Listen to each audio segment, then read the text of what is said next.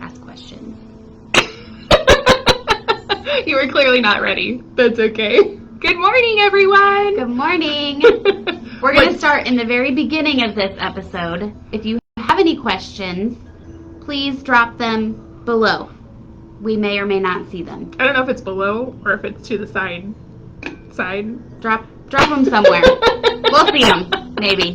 Wherever it says write a comment, it's fine.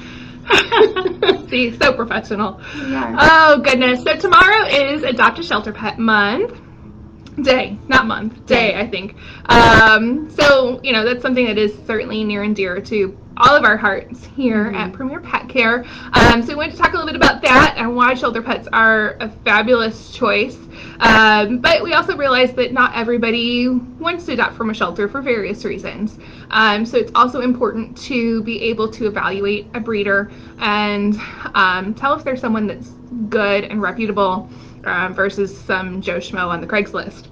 So we had a couple text messages a few weeks ago from someone, we don't even know who it was, that they were considering a couple different puppies and they were asking questions about them and which one should they choose and all this. And so unfortunately it was pretty clear that at least one of those puppies was coming from a puppy mill. And in Missouri we have a lot of puppy mills. It's terrible. It's awful. Are you practicing your smiling? So we actually have a guest today that no one can see. And she's watching us actually live. And she apparently, she was like, oh, she's like stage momming you, like, yeah, smile. Because I have a problem with my face. Sometimes I don't know what's happening with it. So I look really angry, but I'm actually just listening.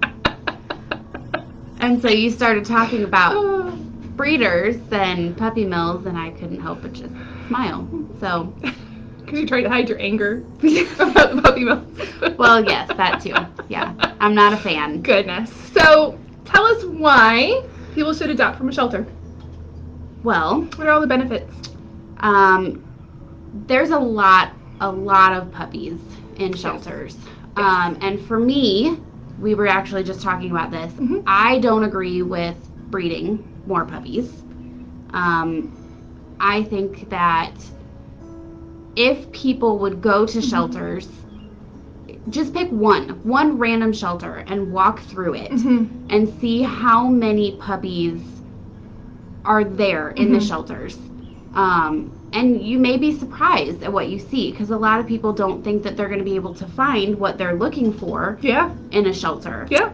And there are a lot of puppies there. Yeah, puppies. Not even just, of course, adult animals. For sure. But there's tons of puppies and kittens as well. But yeah, you can usually find what you're looking for, a good fit. So yeah, I think that's important to keep in mind, because too, there's a lot of upsides to that. Not just finding a home for an animal that needs one, but they typically come with a lot of their medical care done. At least they're up to date on everything. Usually spayed and neutered. Yes. Yeah. So, and for the cost of the adoption, shoot, that's a huge savings to the client as well. So I think that's something to consider. It's usually pretty inexpensive to adopt a puppy, and they do come fully vetted, microchipped, usually up to date on vaccines, dewormings, first dose of heartworm, preventative. So it is a great savings. Plus, you're doing a great thing for those pets too, because I have several in my house that were rescued. 3 of my 5. All of them, right? Well, no. Sugar came from a... Oh, but you just kind of got her. Yeah. And then she came along with with my husband. She came with my husband. And kind of the same thing. Yeah. And then my parents actually got my little dog, who came from a breeder. Yeah. But the other 3 were rescue, and I will tell you, there is nothing like the love that they will give you, especially adopting adult dog from a shelter. Yeah. Because they know how it was before, and they just are really appreciative. Yeah. It's sweet. It is sweet. But it just breaks my heart knowing that we're making more puppies when there's already so many in the shelters that don't have homes. Mm-hmm. So I think it's fair. I can't get behind breeding, and I'm sorry for that. For everyone who... Sorry, not sorry. Sorry, not sorry. Yeah, pretty much. Now, honestly, I think that there is a time for me. There is a place for breeders still, but I think it needs to be a reputable breeder. You know, not the person that's just like, oh, my dog's really nice, and I think that he or she should have puppies. That's no. You know, there's reputable breeders who actually care about the breed and do their best to promote, you know, healthy animals, because a lot of the purebred animals do come with health issues associated with that breed.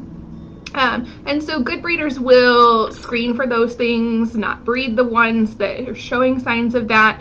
You know, they actually, like I said, they care about the breed, and they're there to promote that and improve them. They'll also do things with them, like, you know, they're in showing, or, you know, maybe they're due, like the service animals, and that, you know, there's a purpose there for that. So rescue animals, you know, those animals are bred for a specific purpose that you might not necessarily, I mean, although I've heard stories that, you know, places have pulled like some little pit bull out of the shelter and taught him to be a drug sniffing dog, or, you know, things like that, which is so cool. I love that. Because there's so many pitties. But yeah, I think that there's time and place for it. But I think if you find a $50 puppy on Craigslist, that's probably not going to be a good life choice. Yeah. Those are going to be the ones that are going to come and have parvo and break your heart and just, you know, not be healthy. And you're supporting someone who is just looking to make a quick buck, unfortunately. So and my mom always tells me, well, those puppies need homes too, which is true. They do. Yes, they do. But part of the problem is that you're contributing to that. Yeah, so you're encouraging them to continue to breed. So if you buy that puppy, then they're like, oh, well, I can make more money. Let me get some more puppies. Yeah. And I understand that they need homes too, but that's still a problem. Yeah. So. Yeah, I get it. Yeah. But yeah, I mean, for me too, like I said, for the shelter animals, there's just so much that comes done already that people don't think about when they're purchasing a puppy from a breeder sometimes. I mean, I've had people come in here and they spend, you know, $1,000 on a new puppy, and then, oh, well, now we don't have money for their vaccines, or their spay and their neuter, or, you know, heartworm prevention, and all the things that you really need to be doing. Because they expect that they're spending $1,000 on a puppy. That they're done after that. Right. And that's not the case. That they should have everything that they need. But most of the time when they get them, they're 8 weeks old, right? Which is a little early, but I mean, some people are 6 weeks. They get their puppies at 6 weeks, which is way too early. Yeah, way too early. But you know, even if the breeder wanted to do those vaccines, let's say that they were doing things appropriately, they can't get all of their vaccines by then. Right. You know, so they need vaccines every 3 to 4 weeks until they're 16 weeks or older. Yeah, like that's just science. It's science. So you know, it's something to take into account when you're looking for a new pet. You know, what is the other medical care that's going to be needed, and what's going to be the cost involved, and factor that in, and make sure that I'm not knocking somebody spending $1,000 on a puppy, but make sure that you're able to then afford the medical care that pet needs. Yeah, which we have wellness plans too. I'm just gonna throw that in there. So that definitely helps too. You know, look into those sorts of things, and you know, it's for puppies and kittens, but also for adult animals. You know, we do have wellness plans that helps to spread that out, because we get it. You just dropped a lot of money on that new animal. Maybe you don't have the cash up front, but you're still, you know, wanting to provide everything for them. So, you know, wellness plans are a great way to do that. So it'll include their vaccines, it'll include their heartworm preventative, it includes fecals, it includes a ton of stuff, and we can certainly customize them for you too. If you get a rescue animal, if you get a rescue adult animal, and maybe they need their teeth done, that can be added onto the plan too. So we can really customize and tailor that, which is, I think, a huge help. Yeah. So yeah. So what are some ways that someone can tell if they're getting from a puppy mill? What are some signs? So a lot of times they won't allow you to come and see where they're being kept. Yes. You know, they may not show you mom and dad. They'll try to meet you somewhere else other than their home. Yeah. which, I mean, some people are searching out different, like a specific breed. Mm-hmm. So it may be that you're traveling a few hours. So they're like, well, I'll meet you halfway or something like that. Yeah. But that's also to kind of keep them. Yeah. They make it sound like they're doing you a favor. Right. Oh, we'll meet you halfway in the Walmart parking lot. And no, take the extra time and go visit where the animals are kept. Make sure that you can see mom and dad, or at least mom, and see where she's living, see how the puppies are kept. You know, that's important. Yeah. For sure. If they have multiple breeds that they're breeding. Yeah. So let's say they like, have Chihuahuas and Shih Tzus could be cool, but like and Malteses and Maltipoos. When we look at some of these websites and they list like 9 different breeds, and then maybe 3 or 4 more that are mixes of don't purchase from them. Don't support that, please. Yeah. What else? What else is there? Oh goodness. I don't know. I mean, I think those are the big ones that are probably easiest for people, for clients and that to look out for sure. I would also really like to see that the puppies have been to a vet at least once for evaluation to make sure that they're good and healthy. I know a lot of breeders will do vaccines on their own, and it's not the end of the world as long as they're keeping up with it and doing them correctly and timing them right and using good products. But I think, it would be great if they could at least see a vet one time and just have been looked at and made sure they're healthy. They're not showing any genetic issues. Because let me say, your breeder, 99% of the time, is not a veterinarian. What? I know. I know. It's crazy. It's crazy, guys. But I will tell you, most of them are not veterinarians. Yeah. And even though they have been doing this for 20 years and think that they know and they have a lot of knowledge. Most of them. Not always. They don't have a medical degree. Right. So just because your breeder says that your puppy doesn't need leptospirosis vaccines, that's not necessarily true. Yeah. It's based off of their lifestyle. So if your veterinarian thinks that your hunting dog needs a lepto vaccine, chances are they probably do. Yeah. And that's always up to you to decline if it's not something you want, but don't take your breeder's word for it because they're not always correct. Yeah, what was that one? Sometimes there's some really interesting letters that come along with puppies. A breeder told someone not to get the lepto vaccine because it will make the puppy's brain swell and they will die. We're like, that's not what we do here. That's not true. We don't just inject things to kill your puppy. Why would we be giving that? Right. That's crazy talk. Because people would find out eventually that we're just killing puppies with vaccines. Yeah, it's so weird. There's all kinds of different creative letters that we see that I like to go through and highlight all the ridiculous things that I read. But I'm like, this is not true. That's not true. Don't do that. Or not to give heartworm preventative. There was one that said not to give heartworm preventative because it's a scam. Yeah. And we're like, okay. But it's not. But it's not. If you've ever seen an animal die from heartworms, you'll know that it's not a scam. Yeah. Craziness. Yeah. But yeah, I think the big things for me, to make sure you're not getting from a puppy mill is be able to see the home of where they were at, see at least the mom, meet the people, interact with the puppies, make sure that they're not, puppies are messy, but it should be relatively clean. It shouldn't look like there's 3 days of pee and poop, sitting around. Which with puppies, I mean, it doesn't take long. It doesn't take long, to be right? A decent amount of poop everywhere, but yeah, I mean, it should be relatively you'll be able to tell. clean. If you see them, you'll be able to tell the difference between normal puppy, we clean them twice a day or 3 times a day, but there's only so much you can do when you have a whole litter of them and they're stomping around. But yeah, you'll be able to tell the difference between that and something that's just not been taken care of. If it looks gross, it probably is gross. Yeah, exactly. Well, let's go. Tell me your adopted dog's name. Or did you want to go Oh. to something else? No, that's fine. Tell us about their love. Their love. Yeah. Like the ones that I have now? Sure, any of them. Okay. Yeah. So McMurray is the most recent addition. We went to a rescue in Colombia. It's called Unchained Melodies. What? I was just thinking, this is the first one her husband's been able to pick in a while. Because she gives him a deadline. Mhm. You have until whenever to get a puppy, Mhm. and he never like follows it. No. So then she's like, my turn. I told him, I was like, January 1st, if you don't pick, I'm picking. So that was McMurray.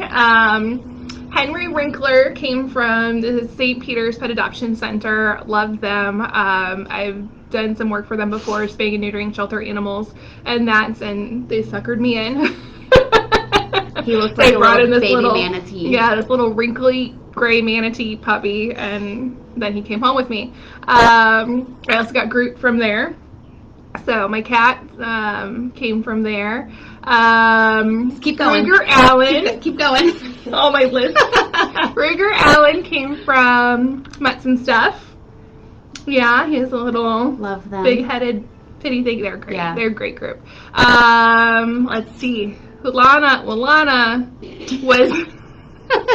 a rescue. She was going on a mission. I went and I met some guy that was trying to get rid of her, and I took her. So she wasn't directly from a rescue. I just Tell us that took story. her. No, I'm not gonna tell you that story. But I've also gotten my Great Dane that he had before. We got her as a puppy. She came from a rescue, so you can get Great Dane puppy from a rescue. My best girl was my Greta Louise. She came from the Humane Society off of, they're on Page, someone in Maryland Heights. She came from there. She was a year or two old when I got her. She was my best girl. She was a sweet girl. That's my best baby. But yeah, that's my crew. Quite a pack you got I there. do. Well, I don't have all of them right now. Greta's no longer with us. Emma's no longer with the Great Dane's not with us anymore. It's just the pity kids, but Yeah. Mhm. And they love you. I hope so. They better. I spoiled them rotten. You do. Yeah. Where have you gotten your kids from? Well, Jace, who's my best boy. Yeah. I love him. He's such a turd. He's like the perfect mix. He's really, really smart, but he still likes to just kind of chill and hang around the house, which is great. He came from Stray Rescue in St. Louis. Mhm. I got him, he was 10 to 12 months old, which I think is the perfect age to adopt a dog. I will never have another puppy unless my husband shows up with one, With a puppy, yeah. which I'm sure is coming in the future, just Yeah. hopefully not anytime soon. I don't do puppies. They're cute. I love them to squeeze, but I do not have the time or the energy. That's how I feel about children. Well, that's fair. I agree. So he came from Stray Rescue, and the cat and my other dog, they came from a situation where there was just a lot of animals, and they weren't able to really take care of everyone appropriately, so I got the two of them from there. And then, well, my other two, my husband came with Sugar. She's a pit bull, all white. She came from a breeder. And then my parents got my long-haired Chihuahua from a breeder. Little Jaeger. He's such a turd. So yeah, that's my crew. Yeah. Yeah. I think that's probably all that we have today. Yeah. No one asked Do you have any anything else? questions. Nobody asked Still any again. questions. That's okay. Yeah. I want someone to ask We can questions ramble sometime. on our own just fine. I mean, we can, yes, but I want a question. I want to be able to share some knowledge with someone. You share your knowledge with people every day. Yeah. I don't know that they ask for it, though. It's okay. All right. Well, we gotta get to appointments anyway. Yeah, but this was like perfect timing. Yeah, everyone have a wonderful rest of your day, and we will see you next week. Do the wave.